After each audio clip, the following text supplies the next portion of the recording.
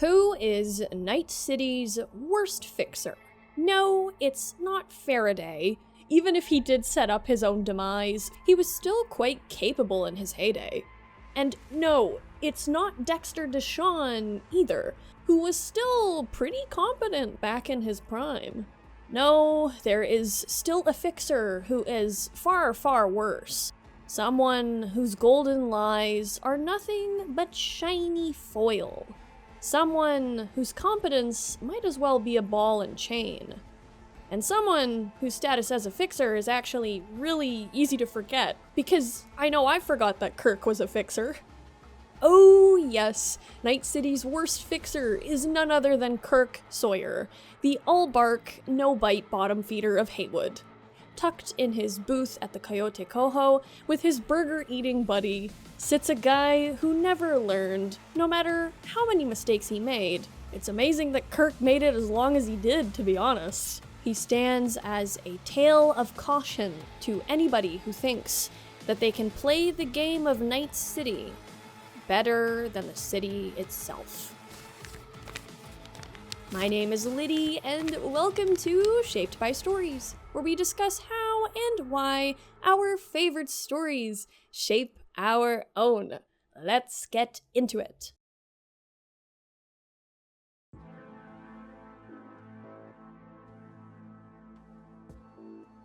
We ultimately know very little about Kirk, except that he's not a Night City native. Yes, Kirk chose to come to Night City, his eyes likely filled with those neon Night City stars. We also know that he has a nephew, who is apparently getting involved with some crime, some seedy crowds, and Kirk does worry about him by his own admission, but that is the true extent of our knowledge of Kirk's personal life. Although we meet Kirk in El Coyote Coho in Haywood, he doesn't call the Glen his home. Apparently, Kirk actually lives in Pacifica, arguably the most lawless, dangerous district in the Night City area, and also the most impoverished by far.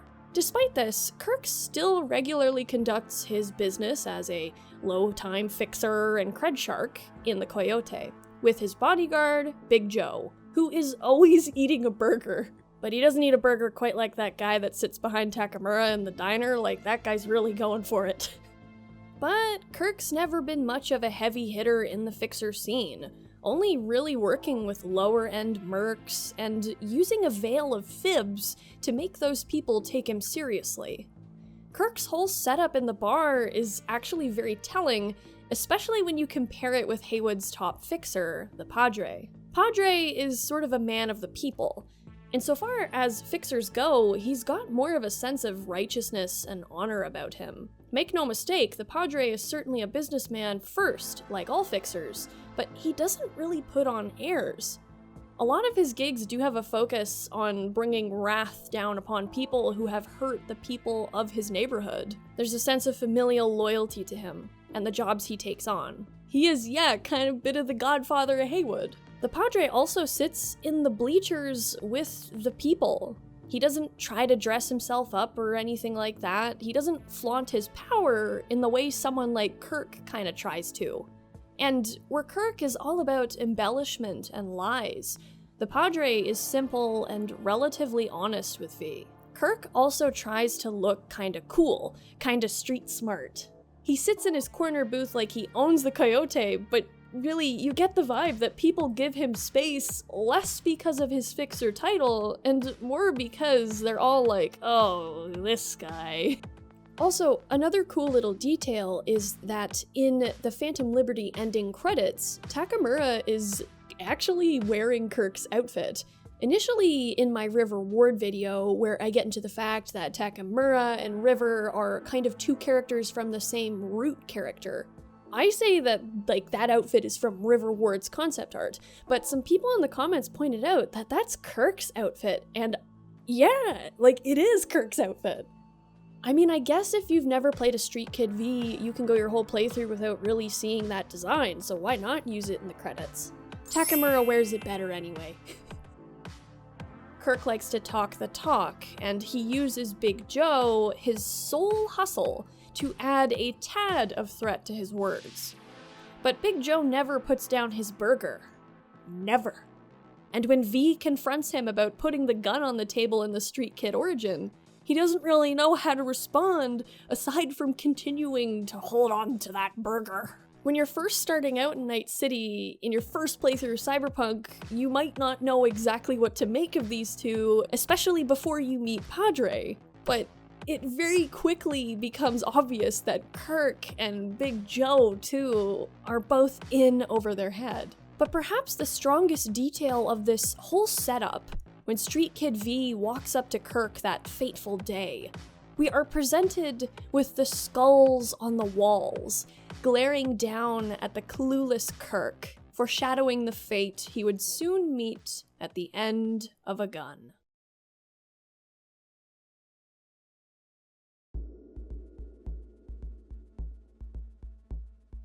We only really meet Kirk if we're playing a Streetkid V, so we don't know if this is the same case of events in the other origins, but I doubt Kirk's story is all that different. If anything, I feel like Kirk's life was probably even shorter without V working gigs for him back in the day.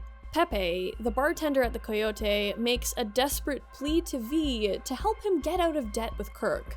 He borrowed eddies from Kirk, who V scolds him for even trusting.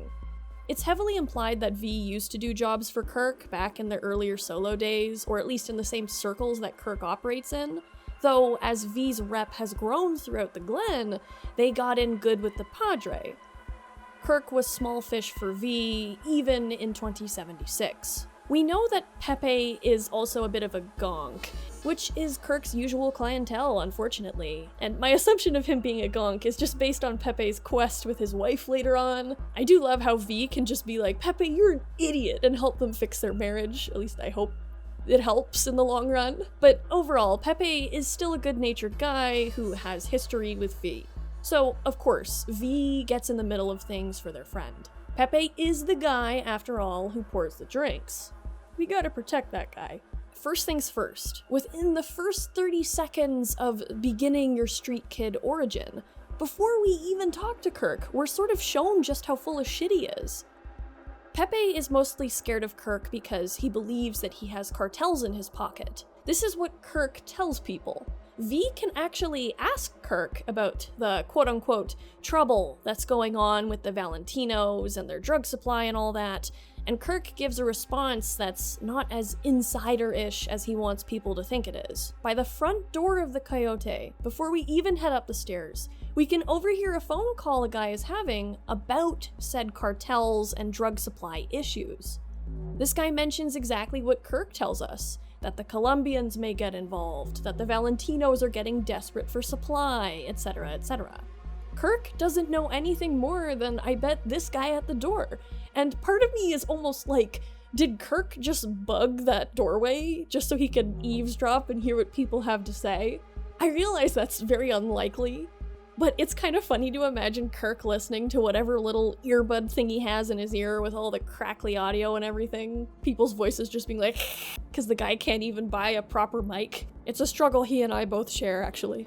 Kirk tries to entice V to go and steal a Rayfield Erendite, which is a lovely Witcher reference, I think. I can't wait for Witcher 4, I'm so excited after seeing that trailer, to help clear Pepe's debt. And V, whether they're skeptical or kind of on board, goes and takes the gig anyway. You're going to help Pepe, and who knows, you might get to drive a cool car or whatever. But of course, this mission goes down the tubes, with Jackie Wells appearing, also trying to steal the car, and Kirk's device that was meant to hack and secure the car being ultimately defective. If not for the Arasaka executive complaining to the police about how the arrests of these two street kids would inconvenience him, these two would have gone straight to jail. After this encounter, V and Jackie properly meet, and it's here that Jackie is like, what the hell, Kirk's an idiot.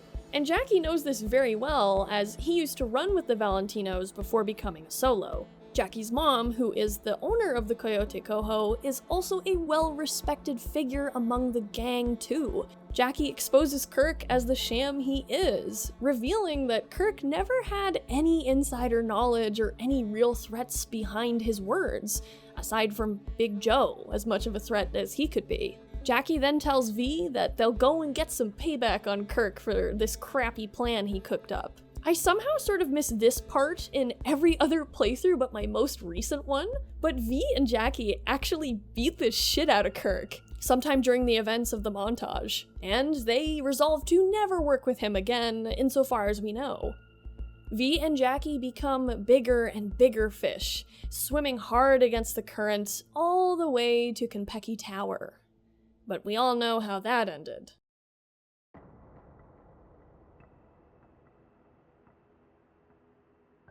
After Jackie's ofrenda, Kirk decides to reach out to V, their old friend.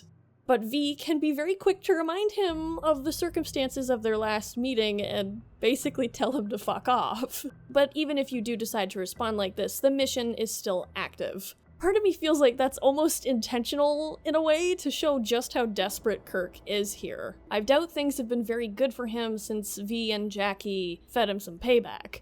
The quest begins, and you can go meet Kirk in his usual booth, those skulls still glaring down upon him. This time, Kirk says, things are different. He's got word of a huge shipment of implants, top-of-the-line cyberware, all that fancy jazz. This valuable commodity is being held in a crappy shop garage in Rancho Coronado, a garage that is conveniently very open and also lightly guarded. And he wants V to help him get them. He even agrees to let V have a huge cut, as he's so confident that this job is his big break. He sends V ahead while he and Big Joe, his ever-dedicated hustle, keep an eye out for trouble. I feel like Kirk is thinking here, yeah, I have V. Nothing can go wrong. He's flying high right here, probably just teeming with the faint taste of success, unlike any he's ever had before, in this city full of fuck-ups and sob stories. Finally, he doesn't have to be one of them anymore. Or at least that's my headcanon with Kirk. I kind of feel bad for him here. Like, yes, he screwed so many people over, countless people, but, like, there's just something about someone that just can't learn or can't see the writing on the wall, and you're like, oh god. Even Johnny could smell how much this whole job reeked from a mile away. But hey, curiosity killed the cat. And yeah, we do find out that Johnny's doubts, and most likely V's too, were in the right place. Because when we finally get to the vehicle that's supposed to contain all those implants and whatnot, it's not hardcore Militech loot or anything even remotely like that. It's just crappy clothes and a knockoff jacket that I actually really love, and I would wear this proudly in real life. V is obviously pissed and storms back to where Kirk and Big Joe were supposed to be, standing watch. But before we can get there, we hear the gunshots. After Johnny wishes us luck, we come across a truly tragic scene. Kirk, Haywood's man of mystery, dead upon the sun-baked pavement. And, next to him, his loyal goon, Big Joe, the remains of his burger, mournfully unfinished, smushed across the pavement at his side.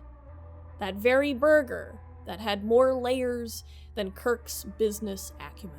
The Valentino who killed Kirk explains that this was all a ruse, set up to confirm his suspicions. He and his buddies had this sneaky feeling that Kirk wasn't on the up and up, so they fed him info on a fake shipment of implants, to see if he would try to steal them out from under them. And Kirk, never really being able to tell a bad mark from a good one, totally fell for it, and he paid the price. V can either accept Kirk's killer's name-calling. After all, it is true, only a gonk would work for Kirk, especially on repeat after many times of being screwed over by him. Reminds me of the Krogan in Mass Effect being like, "You're not worth killing." Or, if you're looking to avenge the uneaten burger, V can wipe the pavement with them. Once all is said and done, Johnny presides over the bloody sight. Unsurprised, but still asking if there's any family who might want Kirk's body. And V simply says, there's no one to speak of. And that's the sad reality of Night City. How many people die in the streets and are thrown into an oven without any knowledge of who they are? Who's picked up by the scavs, their fate's a mystery? Their implants in a random box in some dingy black market shop. Kirk came to Night City alone, for who knows what reason. By how he talks about his nephew with concern, you get the impression that he did have some people he cared about. I don't think Kirk was lying about that, as he had no reason to. If anything, if Kirk was smart, he wouldn't have said anything about anybody that he cared about. Maybe the whole reason Kirk was trying to rat his way to the top was to support his family outside Night City. Maybe Kirk was the kid who was told he'd never amount to anything. Maybe he came from worse circumstances than even Pacifica could offer. Or he could just be a genuine idiot. We'll never know. But as I said earlier, I'd be lying if I said I didn't feel bad for him to an extent. Even after all the times he'd screwed V over and everybody else, there's something sobering and sad about some genuine idiot who failed to realize that he was an idiot, and ultimately got himself killed alongside his only friend in a crappy industrial parking lot because he was a stubborn idiot. The Dunning-Kruger effect is alive and well in 2077, and shows no signs of stopping. You know, collectively, I guess we're all kind of Kirk. Despite hindsight, humanity continues to make the same questionable decisions, the same unfortunate mistakes, over and over and over again. Even though, like Kirk, we have the benefit of hindsight. We have the outcomes of our past crappy decisions laid bare in front of us throughout history. But it's like, we still keep doing the same damn thing. We're all Kirk in that sense, and how we can all just be totally blind to what is so obvious in front of us. If we take anything away from Kirk's very unfortunate, yet not exactly unexpected fate, hopefully it is this. It is never too late to learn from your mistakes until you're lying dead in a parking lot. Oh, you get my point. Happy New Year! Happy New Year, everybody!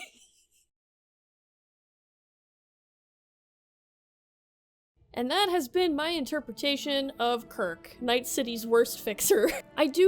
I will say, even though this quest is short and just in a pinch, I do like how Cyberpunk does show just these characters that end up having tragically unavoidable fates. It's just the way Night City is. It's just life in this universe. Just like in real life, sometimes the world just wins and you do not. But still, rest in peace, Big Joe's Burger. I'm a little sad. I'm sad that I'm like, I can't believe they put the burger in too and he died. Aw, that made me really sad. There was also like a surprising bit of like, almost not, I don't know, sympathy from Johnny here, which I found interesting, because Johnny isn't normally somebody who I'd say is sympathetic to other people, but maybe he was just like, man, these guys were just so dumb, like they didn't even see it coming. Even Johnny can feel a little bit bad for him. But anyway, thank you very much for watching, especially to my members, thank you. I'm recording this video before Christmas, so I'm like, hell yeah, by the time I talk to you again, I will probably have nice warm socks, never mind. Thank you very much for watching, everybody, and I hope you have a wonderful day. All the best, guys, and I'll see you in the next one. Goodbye!